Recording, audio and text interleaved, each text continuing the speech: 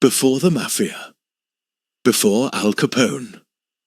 Before gangsters ruled Chicago or New York, there was Birmingham, a city of smoke, hunger and fists, where power was earned not with words, but with brass knuckles and quiet fear. From those streets came a man who would change the face of British crime forever. His name was William Billy Kimber. He wasn't born powerful. He wasn't educated or rich.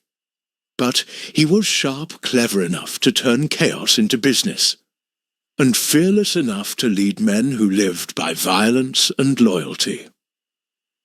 Long before television glamorized gangsters, Billy Kimber built Britain's first organized crime empire. He ruled racecourses, bribed police, and fought gang wars that made headlines before most people had even heard the word mafia. Yet today, his name is nearly forgotten, overshadowed by fiction, by myths, by stories that borrowed his shadow. This is not one of those myths. This is the real story of the man who became the forgotten king of British crime. The story of Billy Kimber begins in the smoke and noise of Birmingham, England, in the year 1882.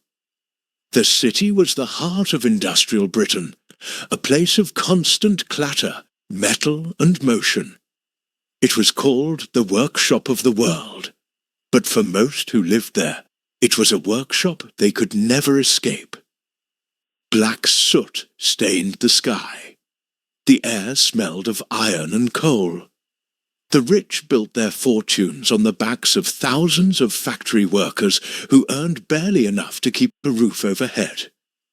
William Kimber was born into that world, into struggle. Cheat.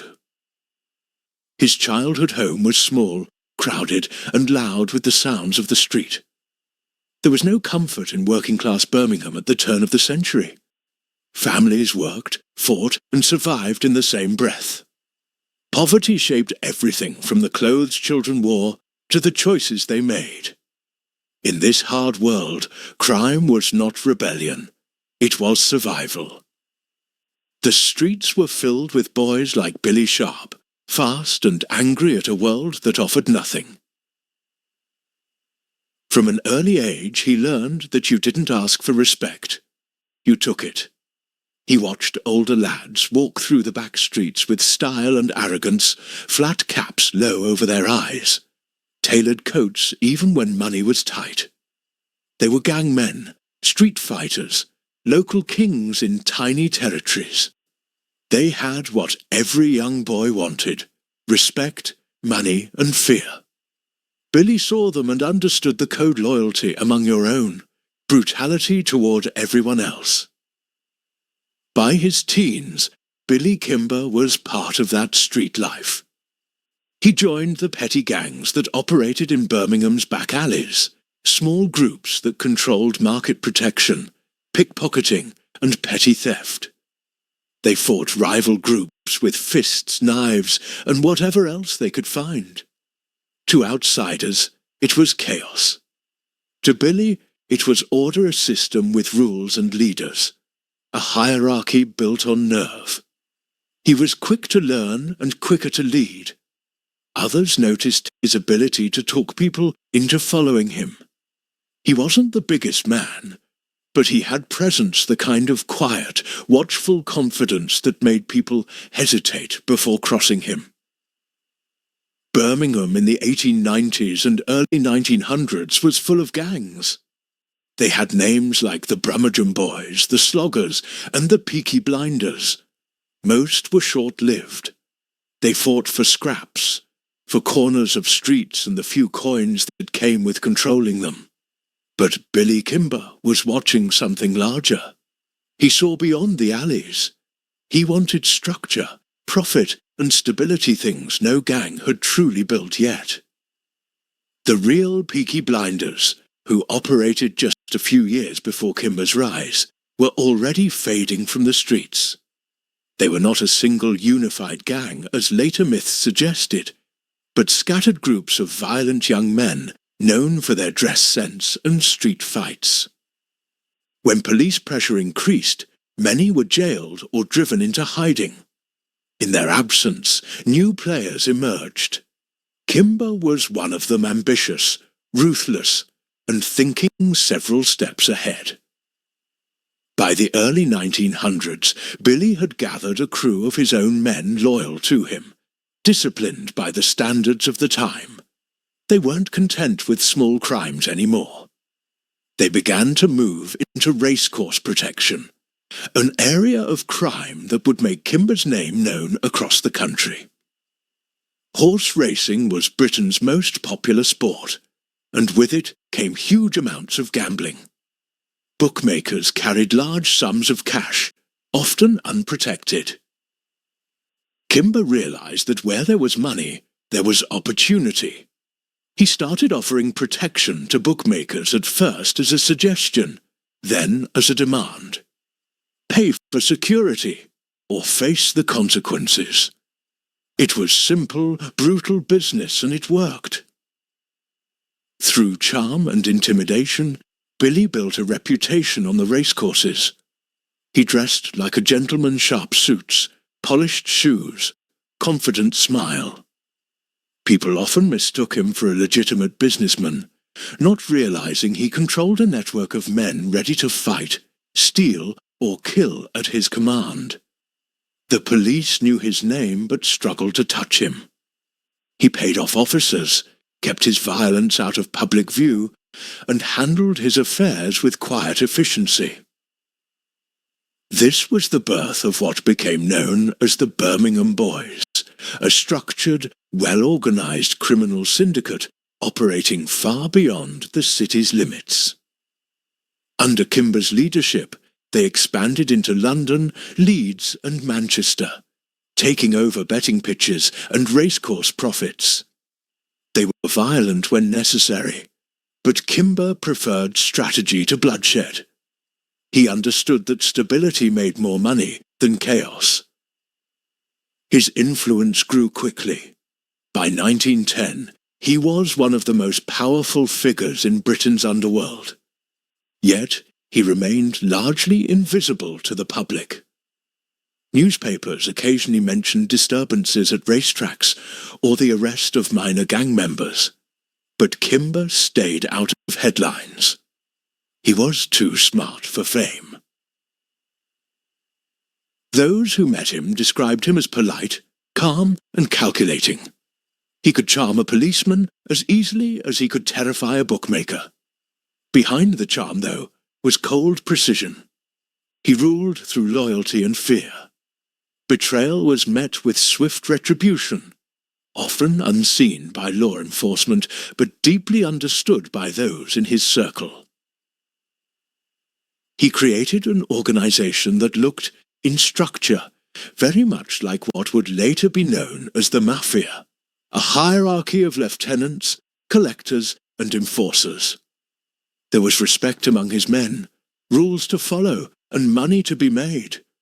Violence was a tool, not a show. He didn't need to shout to be obeyed. In those years before the First World War, Britain's criminal world was changing. Old-fashioned street thuggery was giving way to organized enterprise. The working class, still trapped in poverty, looked up to men like Kimber with a mix of admiration and fear. He wore good clothes, spoke with confidence, and had many things most men of his background never achieved. In a world with no easy path to power, he carved his own through cunning and control. But behind the wealth and success was danger. Every gain created enemies. Smaller gangs resented the Birmingham Boys' growing influence. Bookmakers who refused to pay were beaten or ruined. Police investigations began to mount, though evidence rarely stuck. Kimber was too careful. He avoided public violence whenever possible, preferring quiet threats or political protection. He began forming connections beyond the criminal world. Corruption was common in Edwardian Britain. Bribes could buy silence, and many local officials were willing to look the other way for the right price. Kimber understood this perfectly. He wasn't just a gangster. He was a businessman who used crime as his business model. By the time he reached his late 20s, Billy Kimber was no longer just a name whispered in Birmingham's back streets.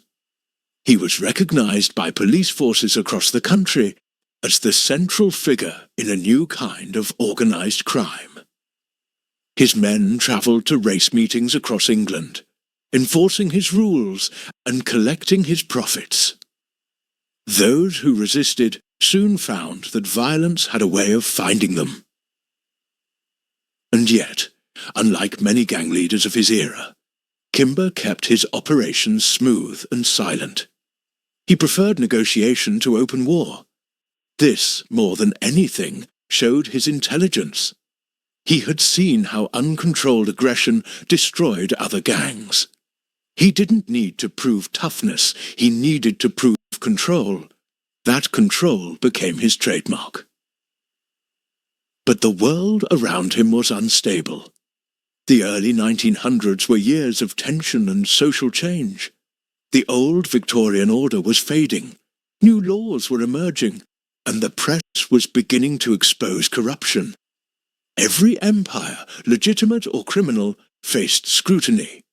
Kimber knew that to survive, he would need to adapt. When the First World War erupted in 1914, it changed Britain forever, and it also changed the underworld. Many of Kimber's younger men went to war, and some never returned. But for Kimber, it was an opportunity to expand quietly while others were distracted. The government's focus was on the front lines, not the racetracks. He used the years of war to consolidate his network, moving deeper into the gambling world and cementing ties with corrupt bookmakers and officials. By the end of the war, he was wealthier and more powerful than ever. But he was also walking into a new era of competition, one that would bring new enemies and new dangers. Still, the foundation was set. From a poor boy in the industrial streets of Birmingham, Billy Kimber had risen to command an empire of men who feared no one but him.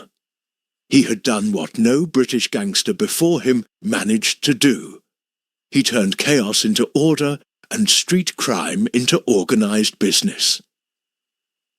He became the model for every criminal boss who came after, though few would remember his name. He had built the structure, the discipline, and the strategy that others would later claim as their own.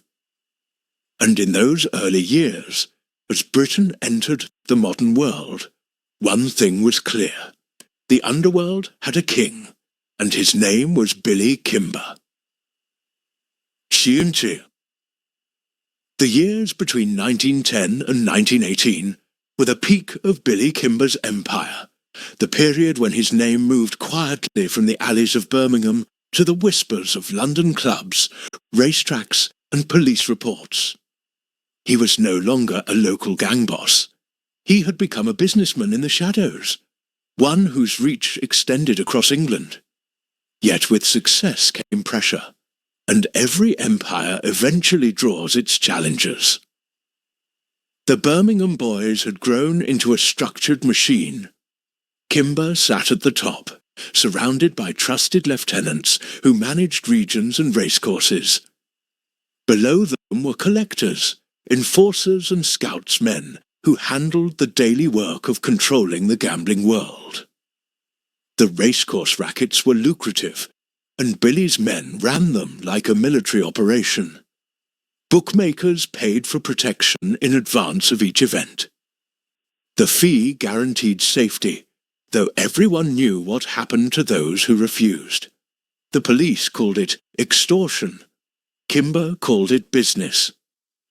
He ran his empire from the edges of respectability. His suits were tailored in Savile Row, his manners polished, his speech calm. To outsiders, he could pass as a gentleman entrepreneur. But those who crossed him learned the truth quickly. He had no tolerance for betrayal, and his punishments were swift. Sometimes it was a beating. Sometimes a man simply disappeared from the circuits altogether. Kimber never gave warnings twice. He also understood appearances. Violence was bad for business when it made headlines. He instructed his men to be disciplined, no public chaos, no drunken brawls. Violence had to be clean and quiet. That professionalism set his crew apart from the old street gangs who fought with anyone over pride. Kimber's men fought for money, not for fun. That made them far more dangerous. By 1912, Kimber's network controlled most of the major racecourses in England. Birmingham, Manchester, Nottingham, Leeds, and even parts of London fell under his authority. The profits were enormous. Betting was technically legal, but the enforcement around it was weak. Bookmakers could be robbed, beaten, or forced out without much consequence. Kimber's protection offered stability, though it was stability on his terms. As his influence spread south, he began to attract attention from London's criminal world. The capital had its own gangs, each controlling different parts of the city. There were the Elephant and Castle Mob, the Bethnal Green Boys, and the Camden Town gangs. Most operated in local rackets prostitution, illegal drinking dens, and small-time betting. But one family stood out. The MacDonald brothers, better known as the Sabini gang, led by a charismatic Italian-English bookmaker named Charles Darby Sabini. Sabini was different from Kimber. He was flashier, louder, and preferred to be seen. Where Kimber was cold and calculating, Sabini was emotional and theatrical. He dressed like an aristocrat and surrounded himself with fellow Italians, many of whom worked the racetracks as bookmakers or strongmen. His base was in Clerkenwell, London's Little Italy, and his gang had strong ties with politicians, the police, and the racetrack managements of the South. When Kimber expanded into London's courses, the two men's interests collided. At first, it was businesslike. Kimber's men collected money at tracks like Epsom and Hurst Park, where Sabini's crew also operated. Both sides understood there was profit for everyone if they cooperated. But ambition rarely shares space for long. Tension built quietly. Bookmakers found themselves paying two protection fees, one to Birmingham Boys, one to the Sabinis. That couldn't last. Kimber was not afraid of confrontation, but he preferred strategy. He tried negotiation, sending envoys to Sabini to discuss boundaries. But Darby Sabini was proud and saw Kimber as an outsider from the Midlands trying to take over London turf. By 1914, the rivalry had hardened into hostility. Both sides began gathering men, weapons, and intelligence. Police reports from that period describe disturbances at several southern race meetings, fights, assaults, and gunfire breaking out in the middle of crowds. The newspapers called them racecourse wars. Behind the headlines was the cold truth. It was a turf war between two of Britain's first organised crime syndicates. Kimber's Birmingham Boys were disciplined and experienced, while Sabini's men were local and deeply connected. For the first time, Kimber faced an enemy as smart and organised as himself. Then the world changed overnight. The First World War began in August 1914. Britain's focus shifted from domestic troubles to the battlefields of Europe. Thousands of young men were conscripted, including many gang members. The government cracked down on public gatherings. Travel became restricted, and racetracks were shut down or heavily controlled. For both Kimber and Sabini, it was a massive disruption. The underworld had to adapt. Kimber used the chaos to his advantage. While other gangs dissolved under wartime pressure, he kept his core network alive. He used contacts in law enforcement and local government to maintain small operations under the radar.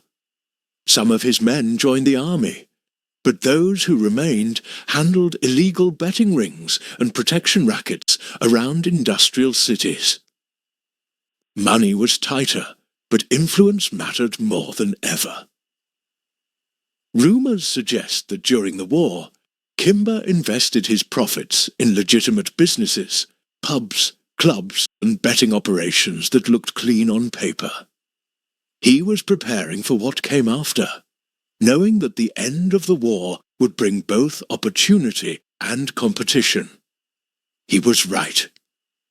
When the war ended in 1918, Britain returned to a changed landscape. The country was exhausted, angry, and unstable. Soldiers came home with no jobs and no direction. The black market exploded in alcohol, gambling, and entertainment. Nightclubs flourished, betting returned, and the racetracks reopened. It was the perfect environment for organized crime. Kimber was ready. He reactivated his men, re-established connections, and moved quickly to reclaim his lost territories. But the years of absence had allowed others to rise, particularly Sabini, who had stayed active in London throughout the war. He had used his Italian connections and police protection to expand his influence over southern racecourses. When peace returned, Sabini was stronger than ever, backed by local politicians and ex-soldiers turned enforcers. The rivalry reignited immediately. Both men wanted national control of the racecourse rackets. Kimber, based in Birmingham, still held much of the Midlands and the North. Sabini dominated London and the South. Each saw the other as a direct threat to his profits and pride. The fighting became more organized, more brutal. Police records describe coordinated attacks between the two groups, men armed with razors, hammers, and revolvers storming racecourses or ambushing rivals on the road. It wasn't random violence. It was targeted, planned warfare between criminal armies. Kimber, despite his intelligence, faced a new kind of enemy. The war had changed everything, including the men who fought it. Ex-soldiers filled the ranks of both gangs, bringing with them military discipline and access to firearms. The underworld was no longer about fists and knives. It was about guns and strategy. Kimber adapted, but the pressure was building. Still, he retained control over his own operations. The Birmingham Boys remained loyal, well-funded, and feared. They had deep roots in the industrial cities and close ties with bookmakers who trusted Kimber's word over Sabini's violence. For a time there was uneasy balance, but as the 1910s drew to a close, Kimber began to face challenges that money and violence couldn't easily solve. His empire had grown too large to control personally. Delegation meant trusting others, and trust was dangerous in the criminal world. Some lieutenants grew greedy.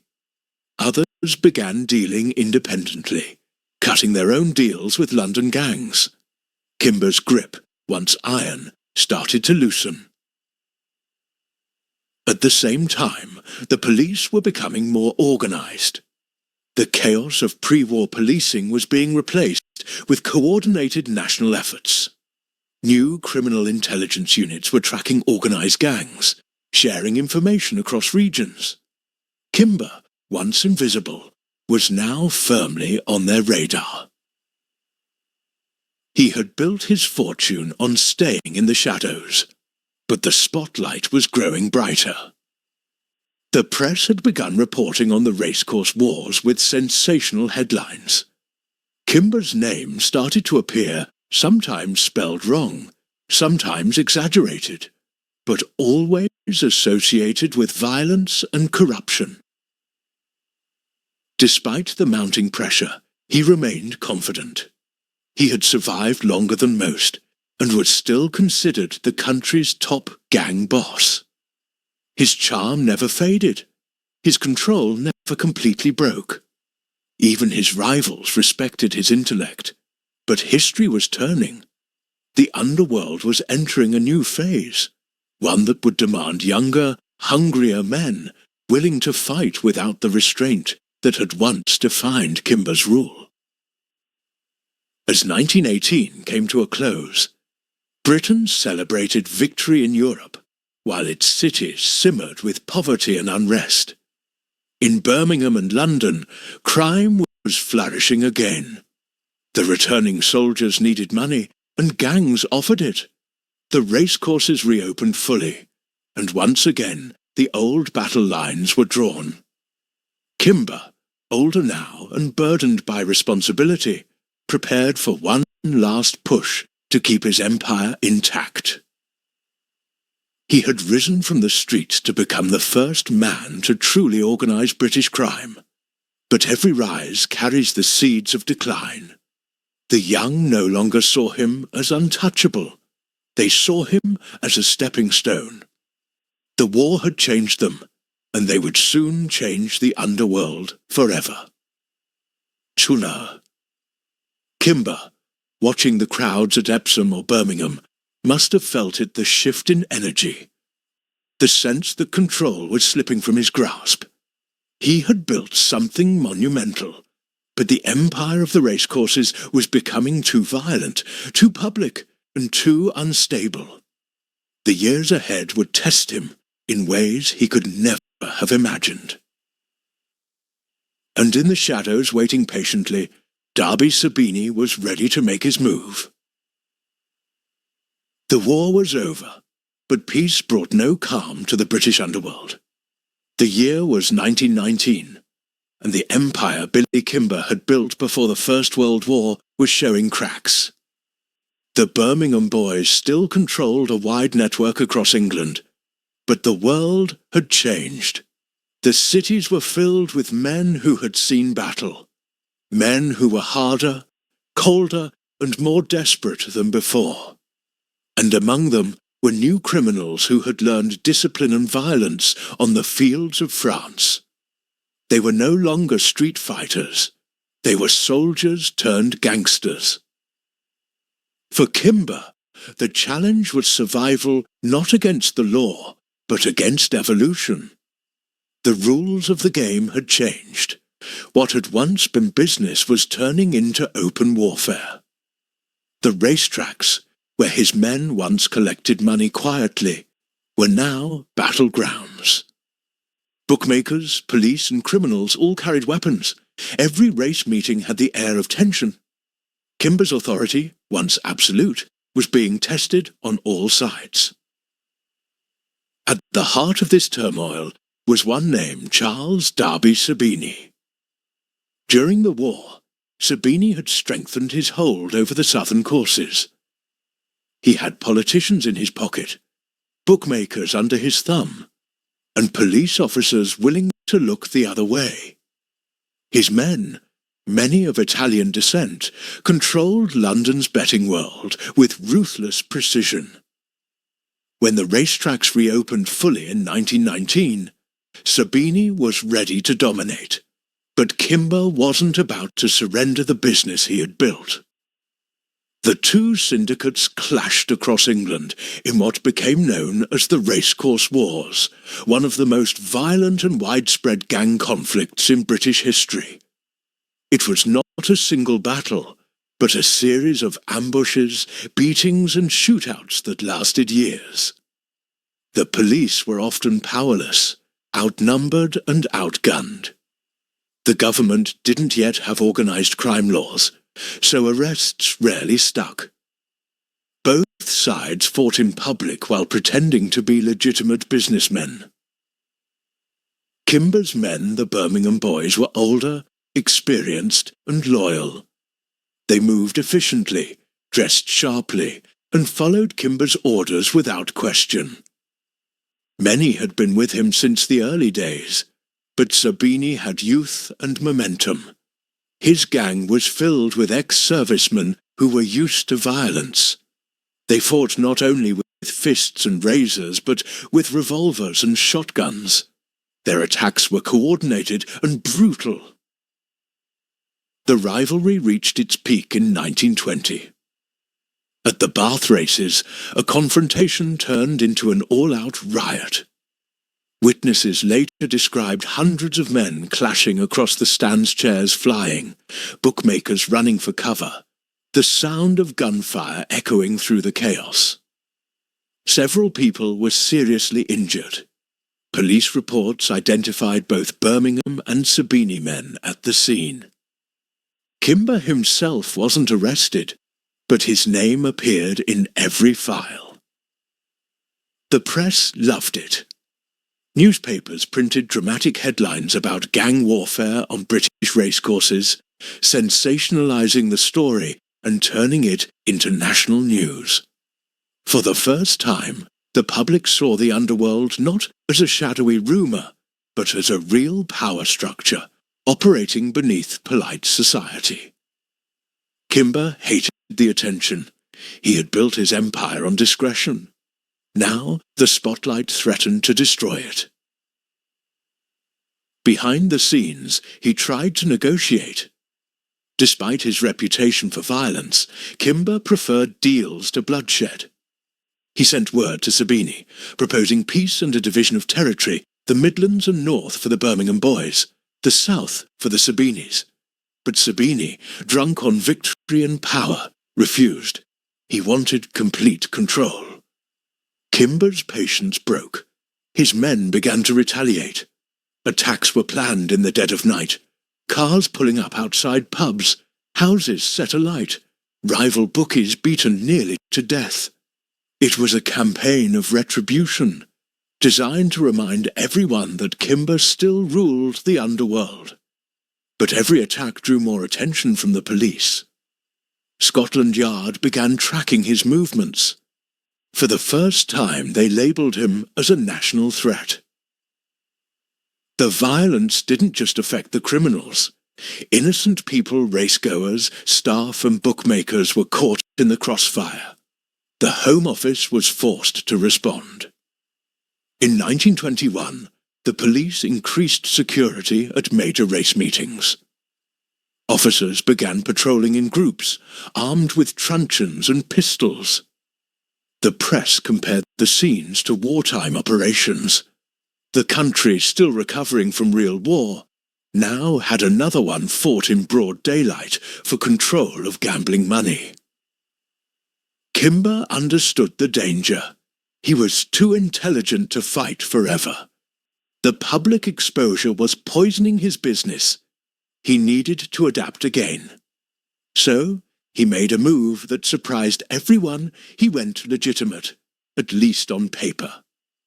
He started buying into real betting businesses, using trusted intermediaries to front his investments.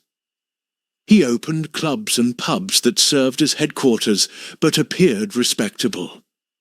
He even rubbed shoulders with members of high society men who enjoyed gambling but preferred to do it under the protection of someone powerful. Kimber gave them that. To them, he was not a gangster, but a man of influence. Still, the underworld never forgets. Sabini continued to push north, using intimidation and political backing. He built alliances with other London gangs, including the Elephant Boys and the Camden Town Mob. Together, they formed a loose confederation known as the Southern Mob, united against the Birmingham Boys. Kimber's dominance was fading, and everyone knew it. The defining moment came in 1921, at the Epsom races. The confrontation that day was supposed to be small, a dispute between two bookmakers. But word spread that both Kimber's and Sabini's men would be present. By noon, hundreds of gangsters had gathered, many armed. Witnesses later said it felt like waiting for a storm. The tension finally broke when a Birmingham enforcer struck one of Sabini's men. Within seconds, chaos erupted. Gunshots cracked through the noise of the crowd. People screamed and scattered as men fought with razors, hammers, and bottles. Police reinforcements arrived hours later. The scene was carnage, dozens injured, blood on the ground, bookmakers hiding under overturned stands. Though Kimber was nowhere near Epsom that day, the police named him as the cause. His reputation, carefully managed for years, was now in ruins. To the public, he was the face of gang warfare. To the police, he was enemy number one. In truth, he was tired. Kimber was approaching 40, an age when most men in his trade were either in prison or dead. He had money, contacts, and properties. He didn't need the streets anymore, but pride kept him fighting. The empire he built was being taken from him by younger, brasher men who didn't understand the discipline he had created. By late 1921, the Birmingham Boys were fractured. Some of his lieutenants defected to Sabini, attracted by his connections and cash. Others were arrested.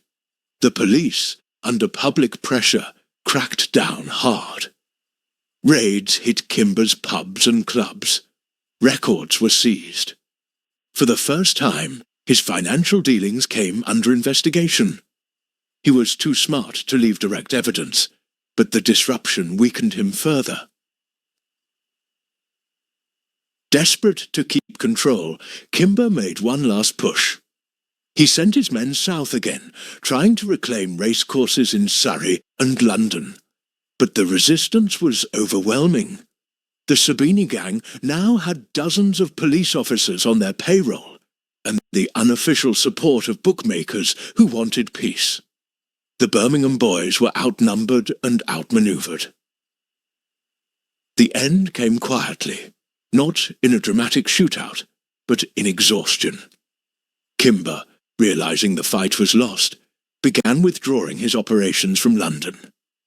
He focused instead on the Midlands, where his influence remained strong.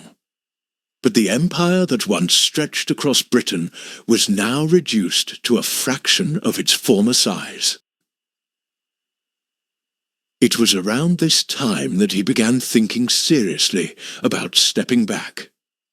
He had money enough to live comfortably. He had connections that could protect him. Most of all, he had outlived nearly every rival from his generation. But his name, once feared and respected, had become a symbol of the past. The new age of British crime was rising, one built not on discipline and respect, but on sheer violence and chaos. By the early 1920s, Kimber was a relic of another time. His methods were too careful, his manners too refined. The underworld was moving towards a different kind of gangster. Younger men like Jack Spot Comer, and later the Crazy twins would inherit a world shaped by the chaos Kimber and Sabini created. But they would lack his restraint, his strange sense of professionalism. Still, for all his decline, Billy Kimber remained a figure of mystery and quiet power. Those who knew him said he carried himself like a gentleman to the end, polite, well-dressed, and always a step ahead in conversation. He never bragged about his past. He didn't need to. Everyone already knew what he'd done.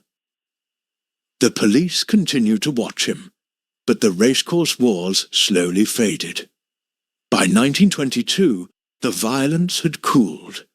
Sabini emerged as the dominant force in the south, while Kimber retired to a quieter life in the Midlands. He invested in legitimate businesses, clubs, betting houses and property. For the first time, he lived almost openly, without fear of arrest or retribution. But there's no peace for a man who's built an empire on control. Kimber's health began to decline in the years that followed. The stress, the years of evasion, the constant watchfulness, they left their mark. Those close to him said he never truly relaxed, never trusted anyone fully again. He had seen too many betrayals to believe in loyalty. By the time the decade closed, the Birmingham Boys were history. Some of the younger members formed new gangs, but none had Kimber's discipline. The underworld had changed permanently. What he had built, the structure, the business-like organization, the code of conduct became the blueprint for every British criminal syndicate that followed. But the name Billy Kimber slowly vanished from the public record. The newspapers moved on. The public forgot. Even historians overlooked him, focusing instead on later figures who were more theatrical, more violent, more modern. But without Kimber, there would have been no foundation for them to build on. He was the first of his kind, the first to turn gang life into organized enterprise. The first to understand that power was more than fear, it was control. He had risen from the dirt of Birmingham to rule the racetracks of Britain, and though his reign ended quietly, his legacy shaped the criminal world for decades to come. And as the 1920s roared on, filled with jazz, corruption and new money, Billy Kimber faded into the background, a king without a throne, a name whispered only by those who truly understood where British organised crime had begun. When the noise of the racecourse wars finally faded, Billy Kimber slipped quietly into the background of British life. The 1920s were roaring for some, but for him they were years of retreat and reflection. He had been the first true underworld king, a man who turned chaos into business, who built the structure that every later gangster would copy. But now he was older, tired, and cautious. The empire he'd fought to control had broken apart. The world was moving on, and the streets were no longer his. After 1922, Kimber shifted fully into legitimate ventures. He owned and operated several clubs and betting houses, particularly around the Midlands. Some were clean, others were fronts for quiet criminal activities. But his public image was that of a businessman. He dressed impeccably, spoke politely, and avoided attention. The newspapers that once called him Britain's most dangerous man had moved on to fresher scandals. Kimber understood the power of silence. He didn't disappear completely, just faded into respectability. In some circles, he was even admired. The police knew who he was, but they also knew he was no longer a threat. His ability to manage his image kept him safe. Where other gangsters ended up shot or imprisoned, Kimber managed something rare: survival. His transition wasn't just about business. It was about adaptation. Kimber understood better than anyone that violence had an expiration date. You could rule with fear for a while, but not forever. Power in the underworld was like smoke. It looked solid, but it slipped through your fingers the moment you tried to hold it too tightly. He accepted that truth earlier than most, and it kept him alive. The Birmingham Boys, his once feared army, scattered after his retreat. Some went independent, forming smaller local gangs that ran protection rackets or illegal betting. A few, loyal to the end, stayed close and helped Kimber run his new, legitimate fronts. But without his control, discipline vanished. the order he had built collapsed into fragments. By the late 1920s, the Birmingham Boys existed mostly as memory, a ghost of an empire that had once stretched from the Midlands to London. In London, Darby Sabini filled the void. He used his connections to solidify control of the southern racecourses, building what became the most dominant gang in Britain through the 1920s and early 30s. For a time, Sabini ruled, openly attending races in fine suits, posing for photographs, dining with politicians and police officers. Kimber, now in his 40s, watched from afar. The man who had once taught the underworld how to organize was now an observer of his own legacy being inherited and twisted by others.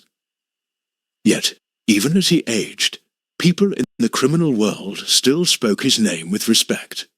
To them, he was Mr. Kimber, the man who had started it all. He rarely involved himself in disputes anymore, but his words still carried quiet weight in the Midlands. If Billy Kimber gave advice, people listened. He had earned that kind of authority the hard way, not through flash, but through results.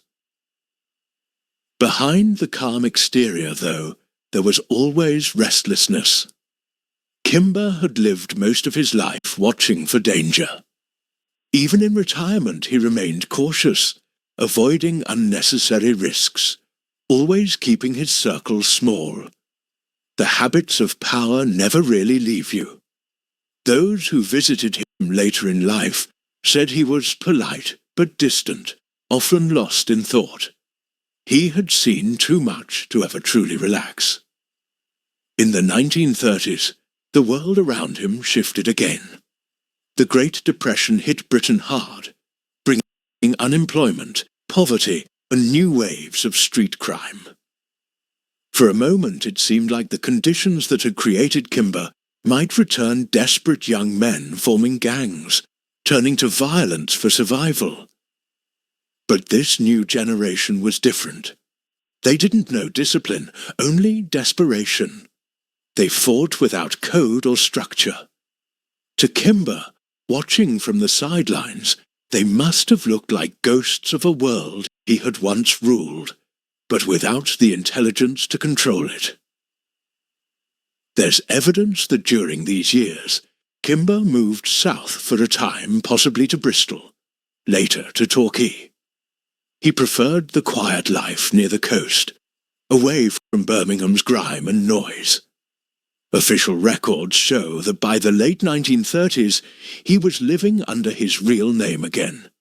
Not hiding, but not flaunting himself either. The police knew where he was, but they had bigger problems. As the Second World War approached, the old generation of gangsters had mostly faded. Sabini himself would soon lose power interned during the war because of his Italian heritage, his empire crumbling in his absence. The men who replaced him were rougher, less sophisticated. They ran pubs, rackets, and black markets during the war, but they lacked the organization that Kimber had once demanded from his own men. In that sense, British crime had regressed. The first king of the underworld had been replaced by opportunists. Kimber lived through it all 2 world wars, the rise and fall of rival empires, the transformation of Britain from Victorian industry to modernity. He had outlived nearly everyone who had once threatened him. Time had become his greatest ally. By the early 1940s, he was in his late 50s. His health began to fail, worn down by age and stress. The life he had led, the constant vigilance, the tension of leadership, the endless calculations had taken their toll. But he never publicly complained. Like everything else in his life, he faced decline with quiet dignity. He died in 1945, at the age of 63, in Torquay, Devon, far from the smoky chaos of Birmingham and the blood-soaked racetracks where he had made his name. His death was not front-page news. There were no headlines, no dramatic police raids, no tributes. The world barely noticed. Britain was celebrating the end of the Second World War, and one more quiet death meant little in a nation of millions grieving. But in the hidden corners of the country, in betting rooms, pubs, and among the aging men who once worked for him, his passing was felt deeply. The king of organised British crime was gone. For those who knew history, the irony was striking. Kimber, who had lived by strategy and control, had died in peace, while his successors' louder, cruder men would meet violent ends. Sabini's empire would crumble soon after the war. The new underworld, run by gangsters like Jack Comer and later the Krays, would become infamous but unstable.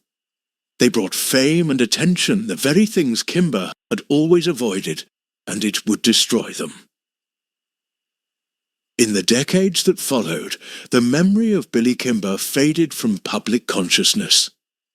When Peaky Blinders and later pop culture revived the image of early 20th century Birmingham gangs, most people thought he was fiction, a name invented for entertainment.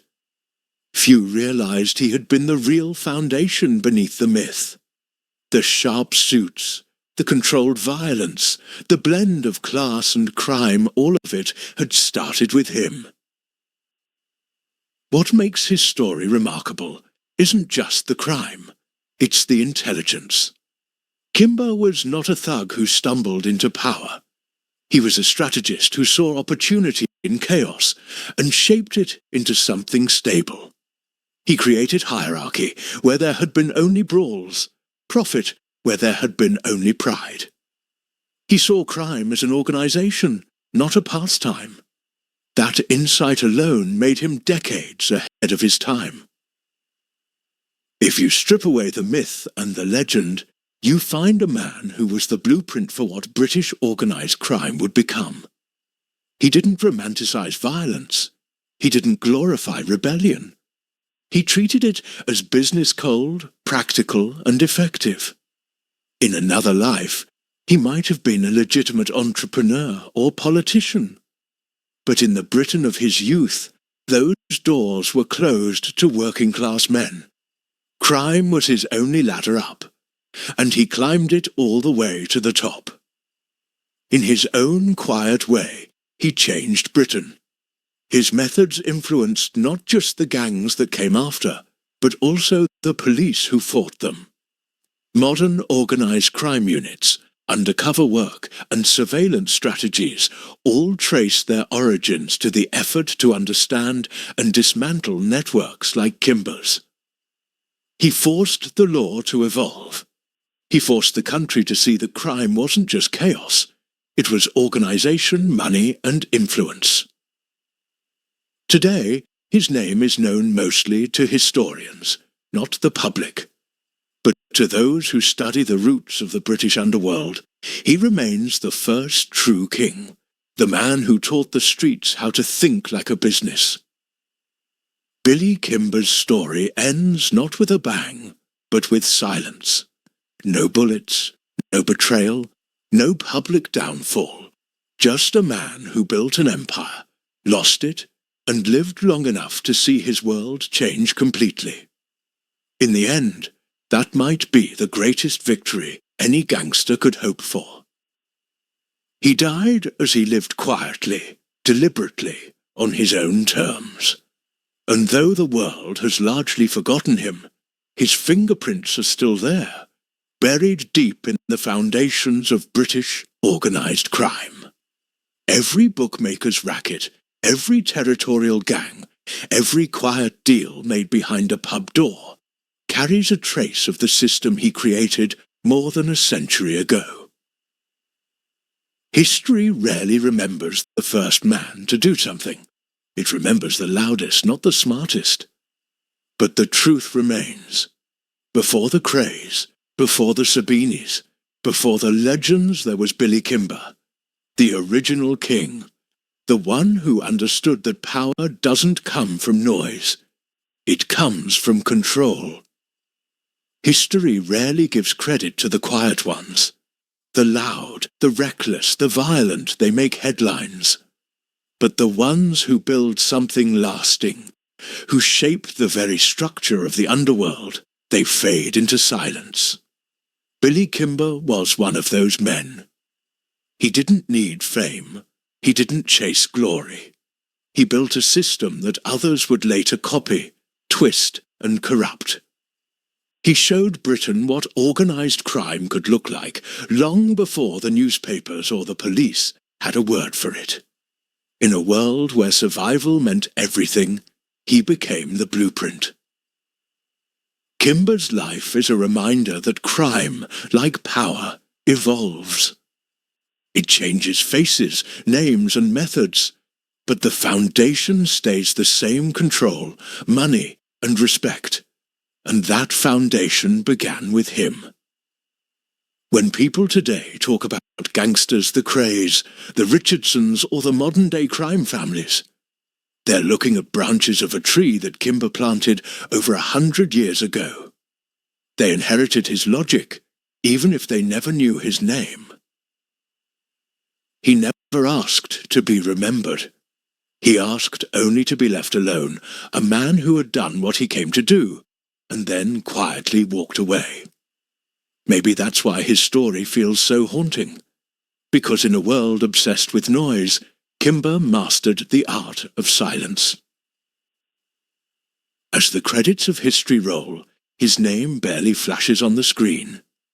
But for those who know, for those who've looked beneath the myth of the Peaky Blinders and the glamorous tales of London's gangland, one truth stands unshakable. Before them all, there was Billy Kimber, the first king of British crime. He rose from nothing. He ruled through order, and he vanished without a trace. That's not just power, that's legacy.